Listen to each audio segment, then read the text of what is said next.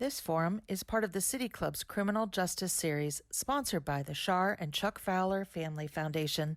We're grateful for their generous support. Production and distribution of City Club forums on IdeaStream Public Media are made possible by PNC and the United Black Fund of Greater Cleveland, Incorporated.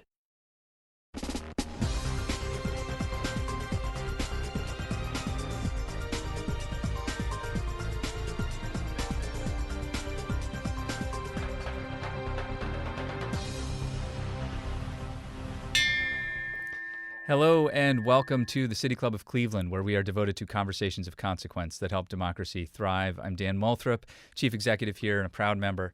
Today's Friday, June 18th, and we're here for another virtual City Club forum live from the studios of our partner, IdeaStream Public Media. Big thanks to them, and of course, congrats on the new branding. This is an important forum today. It's the inaugural Charles R. See Forum on Reentry. Now, if you don't know Charles See, and I suspect actually that many of you do, for 44 years he worked to support and advocate for people returning to the community after incarceration. During his tenure at Lutheran Metropolitan Ministries, Mr. See expanded Community Reentry Incorporated and helped to establish the innovative and nationally recognized Care Teams program, which trains returning citizens, for positions assisting older adults living in public housing. It's in Mr. See's honor that we partner with Lutheran Metropolitan Ministries to present our speaker today. It's Deanna Hoskins, and she'll be discussing a new approach to criminal justice reform and her own journey from incarceration to advocacy. Hoskins is president of Just Leadership USA, which has a goal of cutting the U.S. correctional population in half by 2030. We'll talk about how they do that work and how they've been doing it. Ms. Hoskins joined in 2018, and the organization is less than 10 years old. Hoskins is an Ohio native and nationally recognized for the work that she's been doing for nearly 2 decades. I want to note, too, before we get started, that the federal government and much of the nation is celebrating Juneteenth today and tomorrow. It's a celebration of freedom, recognizing the end of chattel slavery 2 years after the Emancipation Proclamation news of the Emancipation Proclamation finally reached Galveston, Texas. And though our conversation today would be needed and necessary at any time, hosting it on Juneteenth, I think, brings a deeper and really important resonance. Now, as in every City Club forum, you can participate with your questions. If you have a question, text it to 330-541-5794. That's 330-541-5794. You can also tweet your question at the City Club if you are on Twitter. We'll try to work them in. Deanna Hoskins of Just Leadership USA, welcome to the City Club. Thank you, Dan. How are you? I'm great. It's so good to see you. Thank you for joining us from Cincinnati, Southern Ohio. It's wonderful to build these sort of cross-municipality, cross-geography kinds of conversations. Tell us about, I want to just jump right into the platform that Just Leadership USA has, the advocacy platform that you've offered recently. There's a roadmap that Just Leadership put out encouraging the new federal administration, the new White House administration, and others in the legislature as well to take on this issue of criminal justice reform. It's a big document. The roadmap has a lot in it, but why don't you start with the near-term pieces that you think can be implemented right away? Thank you, Dan. As you'll see, of course, Just Leadership being an organization that was founded by and operated by people who've been directly impacted by the criminal justice system, we were very strategic in our roadmap. What we knew is that upon this new administration and the way the House and the Senate was set up, we had about a 24-month run. We know that when you start talking legislation to build champions, to get the legislation drafted, that can take you up to 12 to 18 months. And we felt we don't have time to wait. So there are some actions that this administration can take that will actually be where the rubber hits the road, right? Mm-hmm. So we broke our roadmap down into those actionable items of short-term, mid-term, and long-term. We identified things that the president can literally do an executive action on around revitalizing the Federal Interagency Reentry Council, which is bringing all of those federal agencies back together so that they can look at their administrative rules that are creating barriers out in the community for people with criminal backgrounds. Of course, we're asking them to appoint a formerly incarcerated person into a position of leadership that helps direct and lead the criminal justice agenda within the White House. Another executive order One of the things that most people don't know, we just partnered with an organization and we're launching the People's First campaign next week. And what the People's First campaign is, it's around the utilization of humanizing language. The Obama administration had actually had an executive memo that the federal government could not use dehumanizing language. You had to use people-centered language in your grant solicitations, in your research documents. The last administration rescinded that. That was right when I walked away from the federal government, when that memo was rescinded, that we had to go back to using dehumanizing language such as convict, felon, inmate. Another one we're asking them to do is to reconstitute the Office of Access to Justice, which they've already done 3 weeks ago. So we know that this administration is listening to those most impacted. They have actually reinstituted the Office of Access to Justice, which was originally created up under A.G. Holder to increase access to justice as an initiative. And it actually is around they actually created what is called the Legal Aid Interagency Roundtables, where they actually work with legal aid agencies across the country and where some of that funding comes from. The last administration had dismantled that office as well. So we have gotten one of our short terms actually implemented. Then we moved to midterm administration reforms, and we broke it down by departments. One of the things that the last administration actually dismantled as well was the directive and the reinstatement. We asked them to reinstate the Smart on Crime initiative. I don't know if you remember What in was that? 2018. I'm sorry, yeah, in 2018, First Step Act was taunted as the most progressive criminal justice reform, but then you had A.G. Sessions come behind First Step Act and mandate that the harshest penalties be used. It was totally in conjunction with what you were saying you were trying to do. So the directive, they not to use mandatory minimum sentences for low-level drug convictions, right? Mr. Holder at the time had instructed prosecutors to omit details about drug quantities from charging documents that would not trigger those automatic harsh penalties.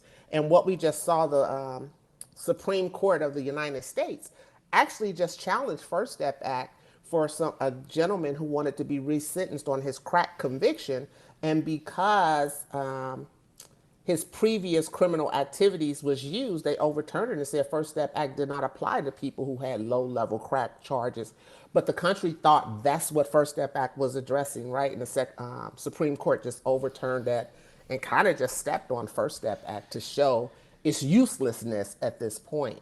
What First Step Act did do is protect white-collar crimes and protect people who would be considered low risk to actually almost get a free ticket out of prison, is what we saw during COVID. We saw the people who were released from prison were the people who were basically the president's friends, right? Deanna, let me just interrupt for a second. Let me just jump in here for a second. Remind our listeners that if you're just joining us, we're talking with Deanna Hoskins. She's president of Just Leadership USA, which is an advocacy organization that works on shifting policy around criminal justice issues and issues around reentry.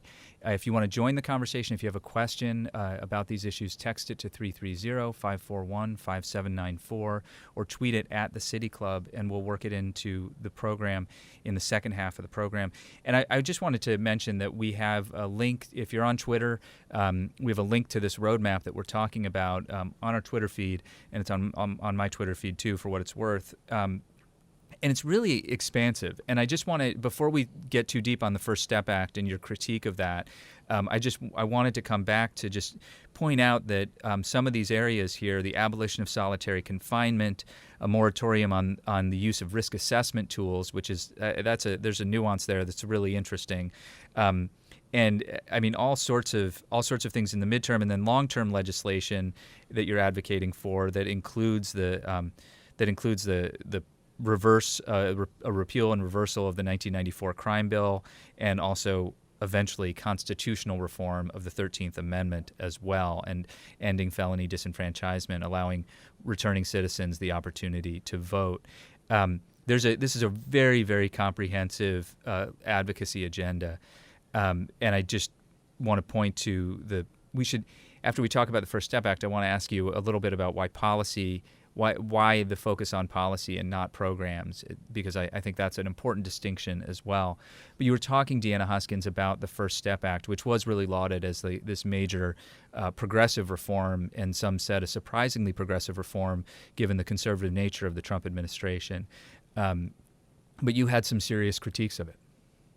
And I do, and I want to move past that. But one of the biggest critiques I had about the First Step Act, being a person who was the senior policy advisor that managed and oversaw the Second Chance Act out of the Department of Justice, we had already started having conversations around risk assessment and the biases within them. Not only did we have conversation around risk assessments, Second Chance Act had been studied and researched over the last 10 years. And as we all know, especially people who run programs, is that your resources are supposed to focus on people at highest risk of recidivating. What First Step Act did with the risk assessment tool is it created good time days for having participation in programs. But then it went on to say the people who can participate in those programs must score low risk on a risk assessment tool. Well, that goes against all the research in the world that the federal government had at the time, right? Of saying where your resources should go.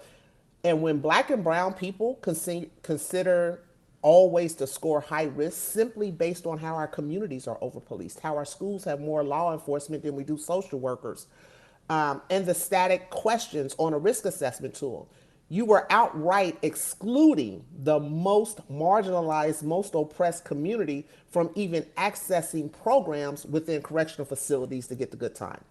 So that was my biggest critique, which goes back to why our roadmap asks for a moratorium until more research can be done on risk assessment tools. Let me ask you about risk assessment tools, because they were implemented largely to eliminate the subjectivity of folks on the bench, of judges who were applying sentences in disproportionate manners and so forth. And this was to help take some of the guesswork and remove some of the biases that might be, the implicit biases that might be present. However, it sounds like what you're saying is that the tools themselves have these biases built in. So you think about who attached the scores to the bias to the tools. Probably white, Caucasian academia, right? Who certain things mattered to them without understanding how communities are, policed. How, when you ask me questions, and I always use myself as an example. I can be president of the United States, but there are certain things about my life I can never change, right? I can never change the fact that I was arrested 5 or 6 times. I can never change the facts that I violated probation when I was under correctional control. I can never change the fact that I, may have dropped out of school in the 10th grade. Those are the static questions on a risk assessment tool that is attached. The only way you start to reduce your level, your score, is as you age for an individual. So those are the dynamic. Those are the things that move, is your age. Those are static questions that I could never change, which always for Black and brown. So let's talk about me and you. 2 different people, man, grow up in the same city. Our teenage son steals our car. We both call the police. The police finds your car and your kid. They park your car, take your kid to the station, call you to come pick him up. The police find my kid in my car gets impounded, my kid goes to juvie hall, and I have to go to court to get him out. Now, both of our kids end up in prison. When they go to do the risk assessment tool, your kid has no static questions because he never made it to juvie hall. My kid already has points against him because he was in juvie hall. Same police department, but we know they respond to us totally different. That is a great example, and it's hard to argue with that. As you were saying before about violating probation, I think there are people who will hear, oh, she violated probation. Well, then, anyone who violates probation deserves to go back to jail. But I don't think a lot of people really understand what's involved in probation. Can you describe actually what probation involves and how that can get sometimes in the way of trying to rebuild your own life? So, of course, definitely probation is a community supervision and accountability for whatever the crime is you committed. But there are conditions of probation that must be met. So when a person violates probation in any way, you're saying the various conditions on that probation. So here in Ohio, Hamilton County, being late to an appointment, not making curfew, actually failing a urinalysis test, not maintaining a job. And part of my sentence was to maintain a job, regain custody of my children, and not use drugs, right? And I think I brought this up to you in our conversation. I had already violated probation when I was sentenced to probation in front of the judge, right? Because when the judge sentenced me to probation and said, don't use drugs, I was literally in court high under the influence. So I was already a violation when I walked out of the courtroom. But people don't understand that those violations, so I had a drug problem. I didn't commit a new crime. I had a drug problem that nobody even addressed in any kind of way. And when I failed the urinalysis test, it was a one-way ticket, pass, go. Don't collect your 200, you're going to jail. Still without anyone asking, she failed a drug test. Does this person deserve to go to prison because they failed a drug test, or do they deserve to get drug treatment to address the underlying cause of even their criminal activity, right? Again, one of the things I learned when I went to work at the federal government is the inability for drug courts and specialty courts to service Black and brown communities. They were very low numbers. Caucasian communities were having better access to diversions from felony convictions than Black and brown people. And it was because of all the way they were recruiting, some of the things that were going to it. But I remember sharing with my colleagues, I never was offered drug court upon arrest. It went straight to the crime. No one says, why are you committing this crime, Deanna? And had they actually identified that there was a drug addiction for 10 years, I may have been even diverted from the felony conviction to get drug treatment. There's a thing happening in the world today, in American society today, where a recognition that the crime bills of the past, the 3 strikes and you're out, the war on drugs, a reassessment of all of that history, in which it comes out not looking particularly good, right? Like a bad set of policy decisions, or a set of bad policy decisions, I should say. And I wonder if the same circumstances were to occur today, a younger Deanna Hoskins appearing in that courtroom, do you think you'd be offered the diversion program today? I think it would be more of an assessment of me at pretrial upon arrest in some jurisdictions, right? I do wonder how many people are getting offered that. But what we still see, and I'm just going to be honest, where I stay, Hamilton County, Cincinnati is different from Cleveland and Columbus and Akron. Let's just be honest. We're fighting bail reform right here with our own prosecutors, right? So what that shows me, and what I've shared with advocates in Cincinnati, is if our prosecutor who is elected is not in supportive of pretrial, the presumption of innocence, that's a problem. Because that's all bail is to actually ensure your return to court, right? But there's this presumption of innocence. So when you say, would I have had that opportunity? I'm not quite sure in this city. Cleveland, probably. Columbus, maybe. But when you have a prosecutor that's even fighting bail reform or bail projects that actually allows people who have a life to continue their life until the courts find them guilty, that's a real problem. And that goes not to the criminal justice system, but as advocates, that goes to us to educate our community on prosecutors work for us. So we need to be elected our prosecutor, not letting them walk in office. So Deanna Hoskins, do you believe that that sort of in the national picture things have improved on these issues? That we're on at the beginning of the right track, or do you feel that some of these reforms are simply piecemeal and not enough? So I'll give you a prime example. Today is the first day that Juneteenth has been recognized as a national holiday, right? Mm-hmm. And as Black people, we should be happy. But how can we be happy on what Juneteenth stands for, and there's an exception clause in the 13th Amendment that still allows for legalized slavery within prison labor? So tomorrow we're kicking off a End the Exception Clause campaign across the country, focusing on the federal government, which is part of our roadmap as well. We know Colorado has already ended that exception clause in their state. And so we have state level campaigns, and we're launching a national campaign tomorrow. So, but what it reminds me of is during a time of unrest, you have elected officials who come together to symbolically give Black people something. And while I commend Miss Opal Lee, who's been pushing for Juneteenth to be a national holiday for all these years, we're still not free, so we really can't celebrate. You know, people will say, well, what took Congress so long? Nothing took them so long. They were forced to do it based on what happened last year. So it's really symbolic. We appreciate it, but we're still not free. And the reason I say that is the John Lewis Voting Act. On the same day that the president signed Juneteenth into law, our Congress dismantled the voting law and pulled formerly incarcerated people out of there. Yeah, they left gerrymandering in.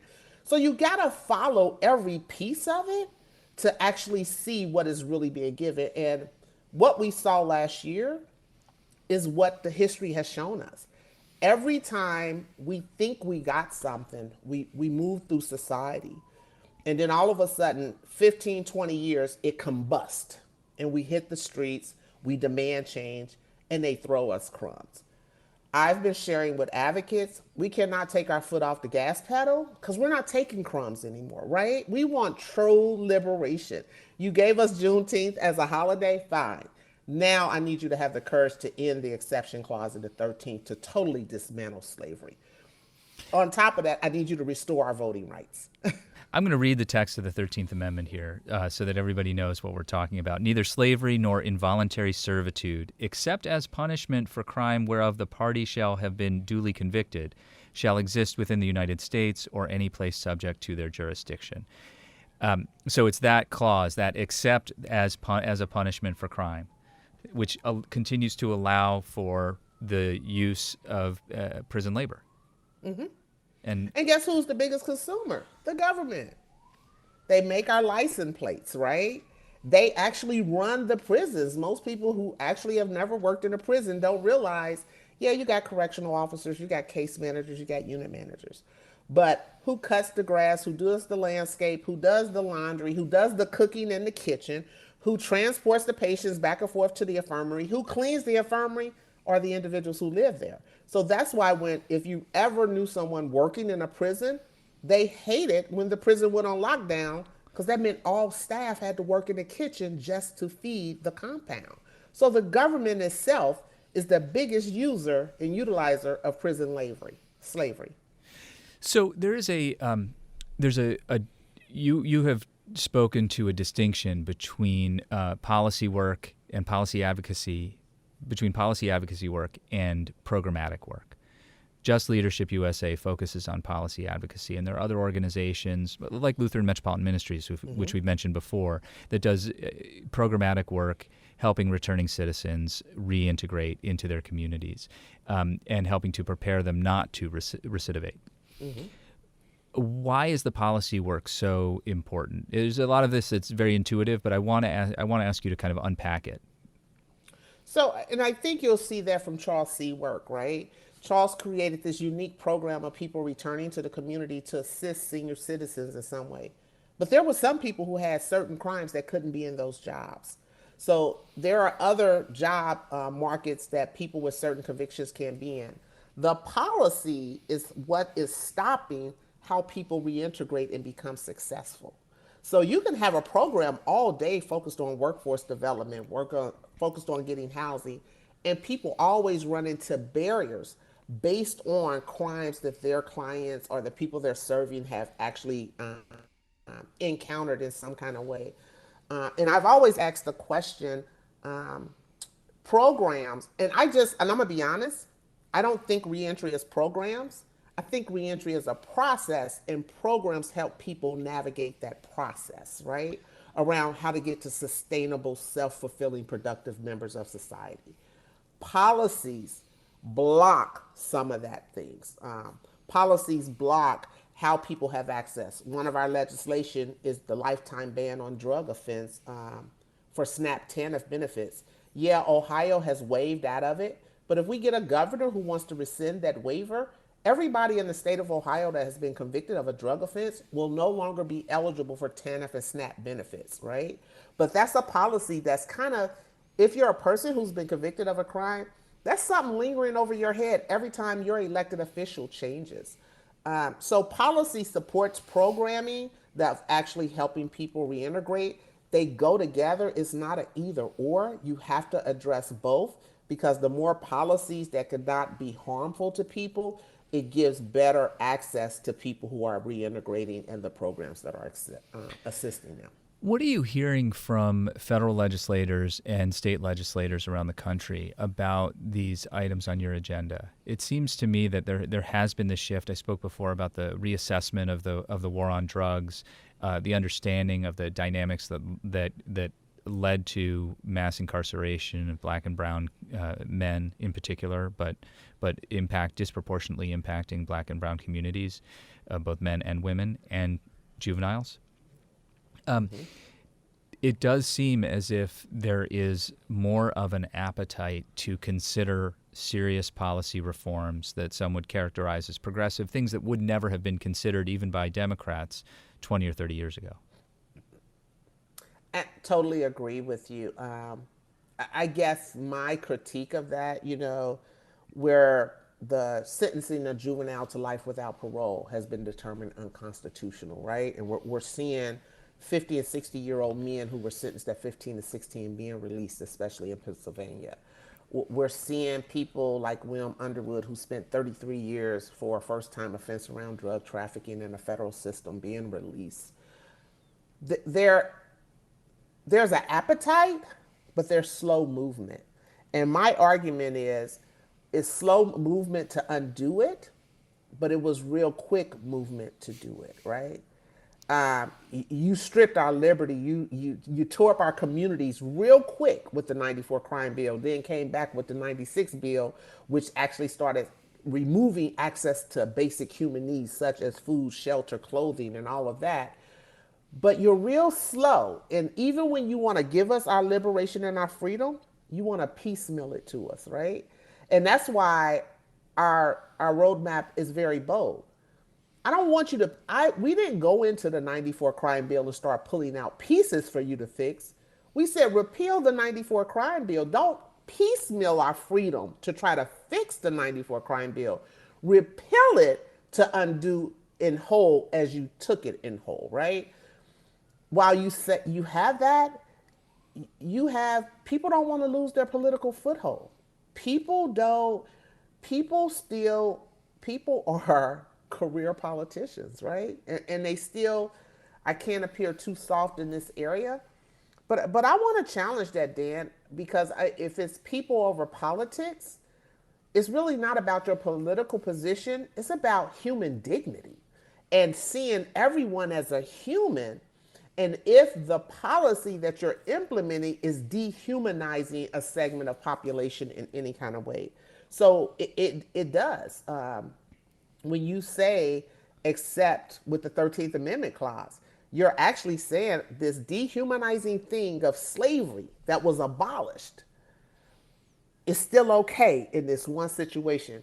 And when you look at the historical aspect of incarceration, it resembles slavery. You're in a cage. You can be put in solitary confinement. You are forced to work, or you're put in a cage, right? You remember people being out on the field refusing to work, getting beat and being put segregated or whatever. Prison replicates slavery in every aspect, down to the uniform, to how many showers you could take, what you're going to eat, when you could talk on the phone. And not only that, not only is it still allowing for the slavery aspect around prison labor, we're also going to let corporations profit off of you as well, even when you talk to your family. And now we're even moving to 100% video visitation to even remove family unification. So you've just done a little bit of shorthand about the telecom corporations making money on collect calls or calls from detention facilities, and then that connects to the whole world of fines, fees, and bail. And I just want to point out, I just want to say again, we're talking with Deanna Hoskins. She's president of Just Leadership USA. It's an 8-year-old advocacy organization, national advocacy organization working on reform, criminal justice reform, and reform to laws and policies regarding communities, community members, our neighbors who are under incarceration, and our neighbors who return from incarceration back to the community. And this is part of a series of conversations we've been doing over the last few years. We talked with the Bail Project about a year ago. We've talked with others about fines, fees, and other aspects to this whole kind of Gordian knot of issues that really do need to be untangled if we are to be a more just society. And if you have a question for Deanna Hoskins, please text it to 330-541-5794. If you're on Twitter, you can tweet that question to @TheCityClub, and we will work it in. This is the City Club Friday Forum. I'm Dan Moulthrop. So let's get to some questions from the audience. Deanna, you ready? Yeah, I know you are. So statistics show that a number of incarcerated individuals have been charged in connection with marijuana laws, but in recent months there's been a legalization of marijuana in many states. Considering this change, what do you think is the next step in terms of resentencing these individuals? Thank you for that question. And we are a number one leader around the MORE Act being reintroduced on the federal level. And here's our thing. Those individuals who have been convicted of marijuana now that it's becoming legal actually have to have those sentences expunged. We don't think there should be a resentencing because it's no longer illegal. And, here's my cliche around that. There is no way you cannot expunge our records and then create laws to allow us to participate in the economic viability of that market. If you look across the states that are legalizing marijuana, the first people they exclude is people who've been convicted of marijuana or drug trafficking in the world. And I always say, we created the market. Not only did we create the market, we've generated to show the actual demand for this. So there is no way that we could sit back and watch a society that creates something for white men to get rich off of for what black men have been going to prison for. You have to allow us to operate. And that was one of the things that I do commend Governor Cuomo for in New York when I was living in New York. He would not sign the marijuana legalization because it excluded formerly incarcerated people. And he was not willing to sign it until they were included to be able to participate in that economic market to be business owners as well. From a very practical standpoint. So no, I don't think there should be a resentencing. I think there should be an expungement. An expungement. I was just going to say that from a very practical standpoint, those people who have been involved on a more long-term basis with the market for marijuana would seem to me to be experts in the field whose practical experience ought to be sought after. Another question for you from one of our listeners. I'd like to ask Ms. Hoskins about mobilizing the Equal Employment Opportunity Commission of the United States Department of Labor to educate employers about the guidance issued in 2012. This is a very specific question, but I'm sure you can answer it. About the guidance issued in 2012 regarding employers conducting an individualized assessment of job applicants instead of blanket no hire policies for people with criminal records.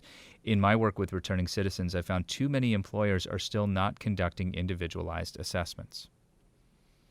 Wow, thank you for that. So part of that falls on us too as advocates in the community. Totally agree with you. Understand I was hired within the federal government based on that policy, right? My knowledge, skills, and abilities got me to the interview. And it was an evaluation of my crime versus what I have done in the past. What I saw when I was a part of the Federal Interagency Reentry Council was when people get the courage to identify and report those employers who are still utilizing blanket policies, those employers are settling out of court. And what most people don't know, employers like BMW, Family Dollar have settled out of court for utilizing those blanket policies. But we as advocates have to educate, which is why Just Leadership focuses on educating advocates, because it's intoxicating to jump on a bandwagon of a topic, but do people really understand the details of the topic, right? Do they understand that your criminal record may or may not be blocking you from a job? At what point do you know it's blocking you from a job and it was your criminal record? Once the conditional offer is there. Are jobs still listing their jobs saying no felony convictions, no criminal backgrounds? If so, that's a violation of the Civil Rights Act within itself, just in the job posting from Department of Labor. But are we pulling together to start building and collectively filing complaints against those employers? And we don't. It's unfortunate, and I'll say this. As Black and brown people, we need a job. I really don't have time to start keep track of reporting people, but we have to if we want to see the system change. We have to identify those job postings that are saying no criminal backgrounds. Identify those employers who are giving us conditional job employment offers and then rescinding it when the background check comes and my conviction had nothing to do with the job. We have to create a portal, a point of contact. It could be the state or the reentry office within your county. Has to be the reporting. Who's going to be the portal to collect that information so that we can start filing those federal complaints against those employers around their processes, because they're actually discriminating. We just haven't pulled it together, because once it reaches the federal government, we're seeing where some of those companies are settling out of court because they're being called on the carpet for it. That is a structural issue that seems very, very difficult to address, because you just pointed out, I'm just kind of like digesting what you've just said, but as you've pointed out, it requires the job seeker to file a complaint, and if you're seeking a job and you don't already have a job, you don't have time, and if you do have a job, you don't have time for that either. You're just sort of moving on to try to find an opportunity that will work. And that's what has allowed some of the practices and the harms for us, because we're in need of employment. You didn't hire me. I really don't have time to complain about why you didn't hire me, because I need to go find the employer who's going to hire me, right? Because I need a paycheck as soon as possible. But we haven't built coalitions, reentry coalitions that empower and support our community so that we can start building and transferring this information so that we can start building and collecting our power, right? Part of building power in community is educating the community to understand who is violating them, who is violating their civil rights, and having the power to call them out in it. But again, we've been so oppressed.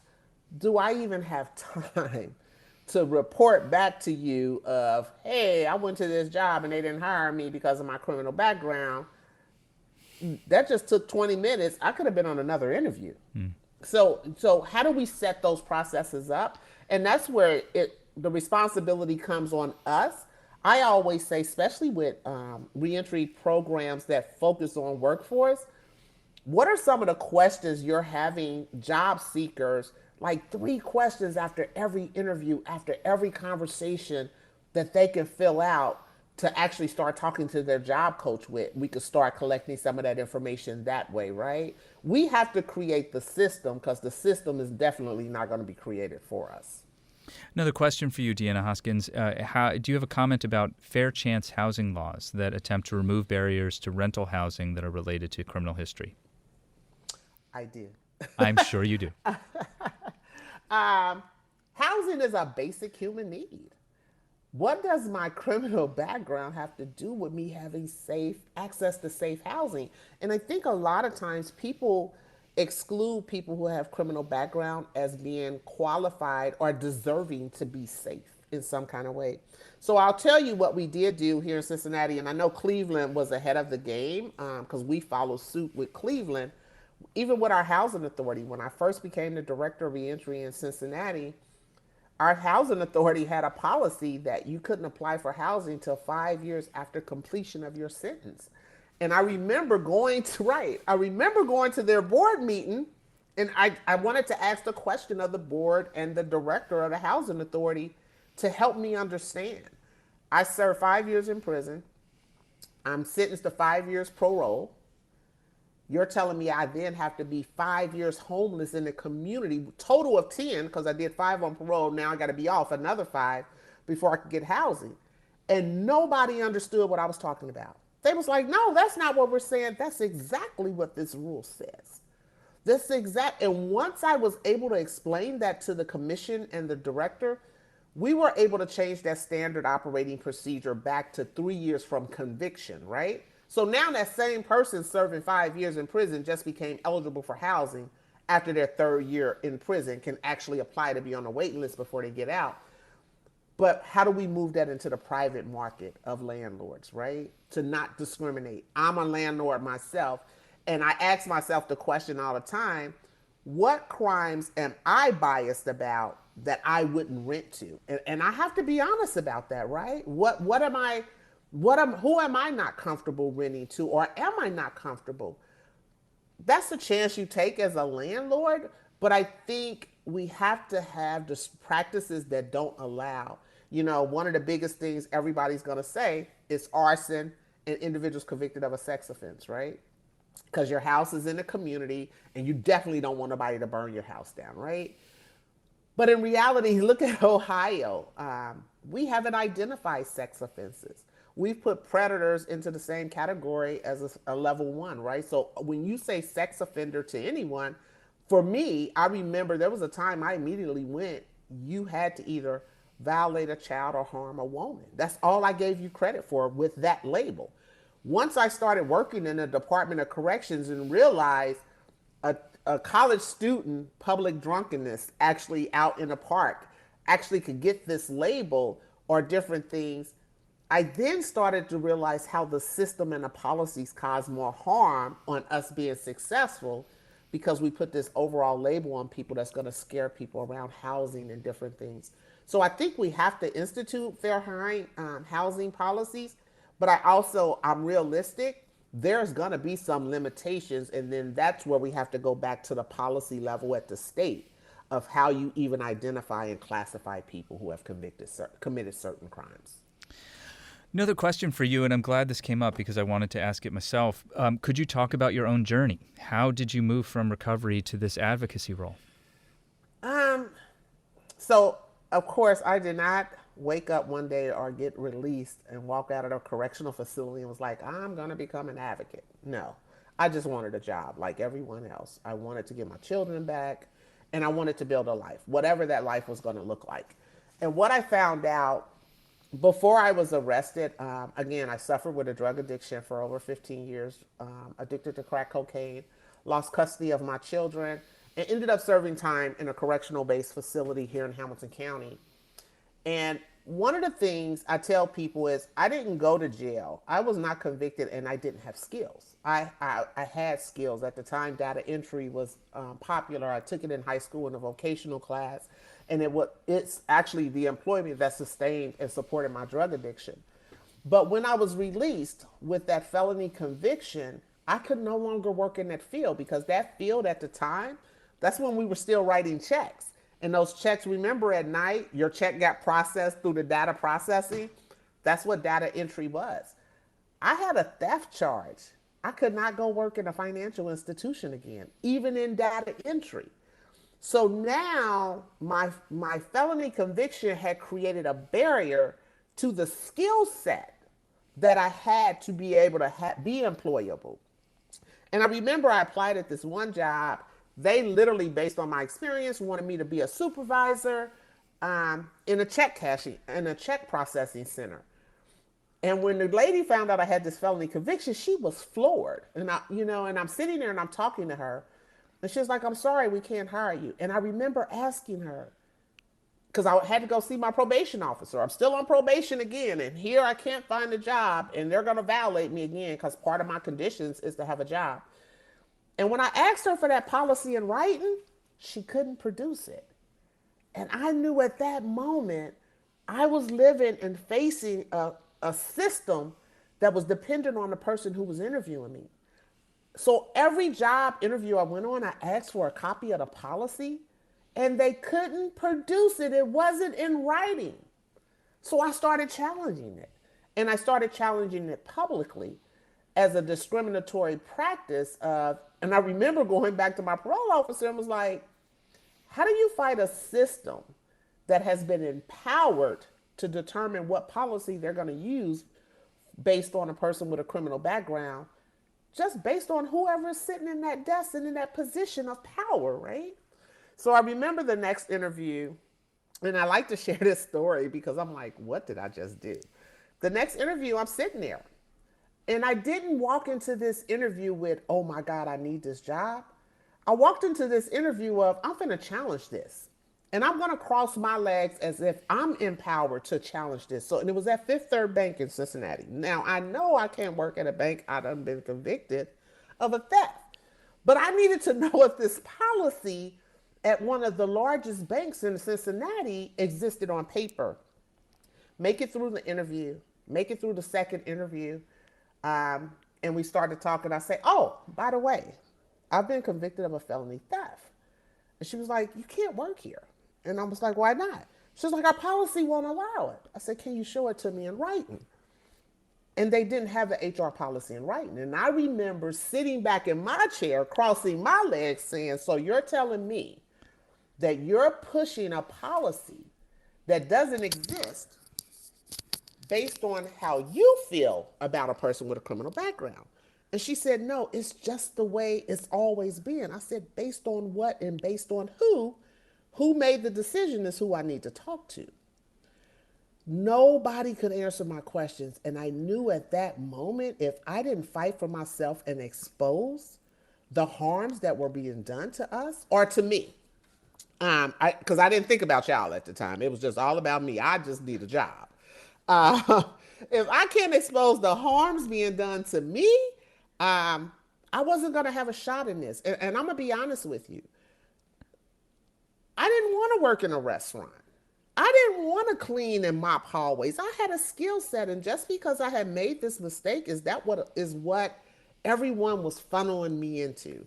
So my policy, my advocacy started with advocating for myself. And then I would talk to someone else and they'll be like, well, this happened to me. And I'll be like, well, this is what you do. You go challenge them. You do this. And it just started to build from there. I didn't. I was not trying to save y'all. I was just trying to save me. We are talking with Deanna Hoskins. That is such a story. Deanna Hoskins is the president of Just Leadership USA. They advocate for policy reform in the areas of criminal justice and reentry, community reentry, and so forth. If you have a question for her, is your City Club Friday Forum. So this part of the program is powered by your questions. You should text your question to 330-541-5794 or tweet it at the City Club. We will work it in. Deanna Hoskins, collateral sanctions, and you might have to explain what that refers to. Collateral sanctions not only considerably shrink the number of jobs available to Ohioans with a conviction, it also shrinks the pool of workers available to employers. With such demand for employees, specifically in service industry sectors today, has there been more of a push to remove these barriers to jobs? I will say yes. That is where you First of all, explain what collateral sanctions, what that refers to, please. So collateral consequences are the unintended consequences that goes with a felony conviction. And I always like to say when the judge hits the gavel and sentences you to incarceration, there are other things that actually come along with that gavel. It's going to identify where you can work at, where you can live at, some of the things you have access to. Can you even accompany your children on field trips and chaperoning them once you're convicted of a felony offense, once you're back in the community? So those are the unintended consequences that no one was aware of that this criminal background was going to give a person. I think there is an elimination of collateral consequences in certain things, and that goes back to that original question around the EEOC's regulation or memo around what employers should do, how an employer should evaluate a person with a criminal background. They definitely should have, the EEOC said they should use the assessment to either identify the nature of the person's crime related to the job, how long it has been, and what that person has done since then. You know, what this is reminding me of is I always challenge the judge who sentenced me. I always question him about, if you truly don't believe in corrections and rehabilitation, one, why the hell are you sentencing people there to get rehabilitated and corrected? Because only for them to come out and nobody wants to give them a shot as if they've been corrected or rehabilitated. So I'm having no understanding of what the sentence was supposed to do if it wasn't to be a punishment only. And not only is it going to be a punishment while you're serving time, it's going to be a punishment when you come out because society is going to say you can't work here, you can't live here. So I'm always questioning, why do we call this system Department of Corrections and Rehabilitation when nobody believes in that who sentenced us there? And our laws damn sure don't believe in it because it holds us hostage once we're released. Another question for you, too, here, Deanna, to circle back on the question about expunging or resentencing marijuana convictions. First off, the listener writes, I don't think marijuana convictions should ever have been as strict as they are or were or have been. In fact, I don't think marijuana should ever have been made illegal. But what do you say to proponents of illegalization who believe that those individuals that committed the crime during the time it was illegal still committed a crime knowingly at that time and should serve that sentence out because of that fact? Well, what we also know is that we have people who are serving life sentences for marijuana. And we know people who committed murder who don't get a life sentence. So one, marijuana laws were so harsh, which, go back in history, alcohol prohibition laws were actually very strict until we made it legal, right? Again, whatever black people are making money off of illegally, another population will find a way to make it legally and become rich and block us out from accessing it. We're seeing it right now with marijuana. Those proponents, here as an advocate, I don't fight everybody. One, everything is not a fight.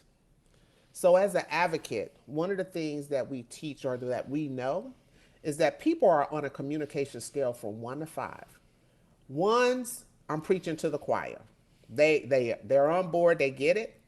5s, I'm never going to change their mind. So guess what I'm going to do? Never going to waste my time on them. My time is to focus on the 3 and the 4s who are straddling the fence. And actually keeping that focus, you will waste more time focusing on 5s who, I don't care what you do, you will never change their mind. So why be the truck stuck in the mud spinning your tires? Waste your time on the 3s and 4s that actually are straddling the fence to get them over to your 2s and 1s and keep it moving. You have to know where your fight is. I don't, everybody's entitled to their opinion, and everybody comes to this table based on their experience. And my job is to respect the position that you have. As a leader, I have to respect where you are, and I have to move on. I don't have to argue with you because just as you believe, I have a belief too. This is my thing. It's something else that you do. And I think as an advocate in this field and as a leader, once you identify how to respect everybody's position, you get much further because even that opposition, while they may not agree with you, they'll respect you in what you do. Deanna Hoskins, final question for you from our audience. What can allies do to help, to support?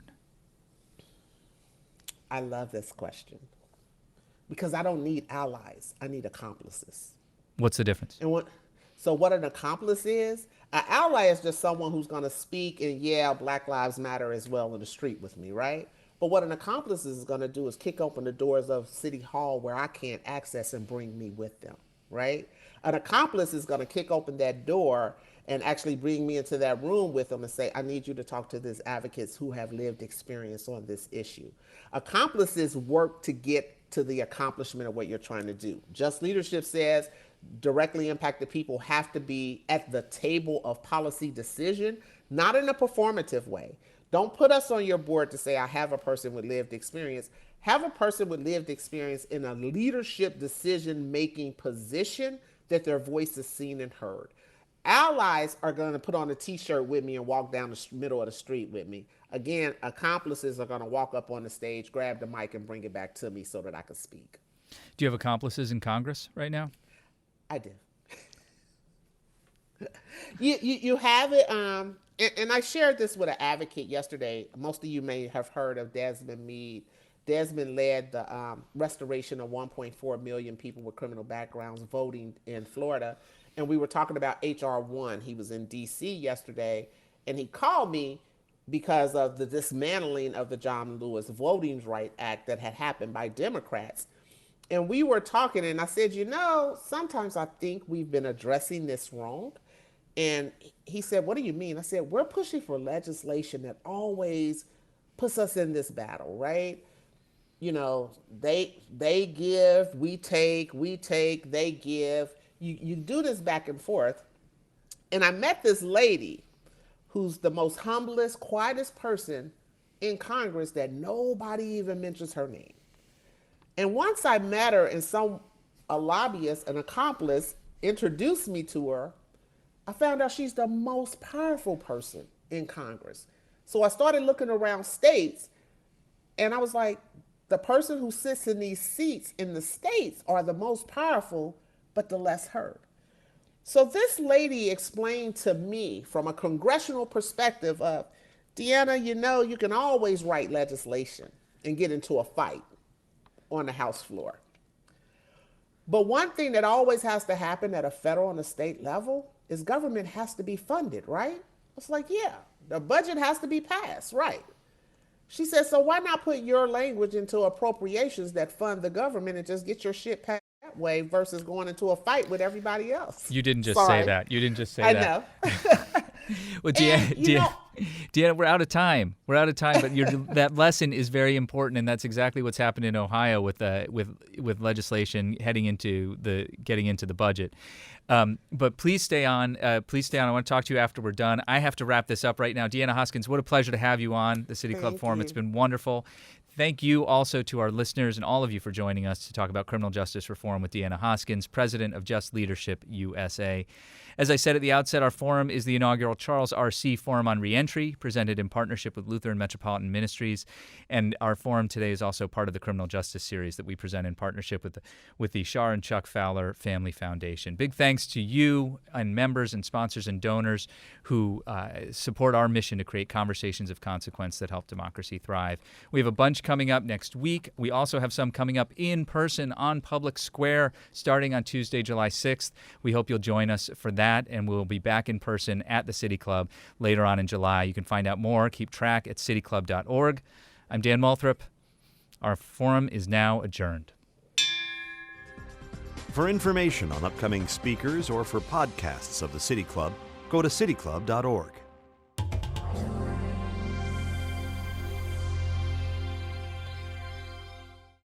Production and distribution of City Club forums on IdeaStream Public Media are made possible by PNC and the United Black Fund of Greater Cleveland, Incorporated.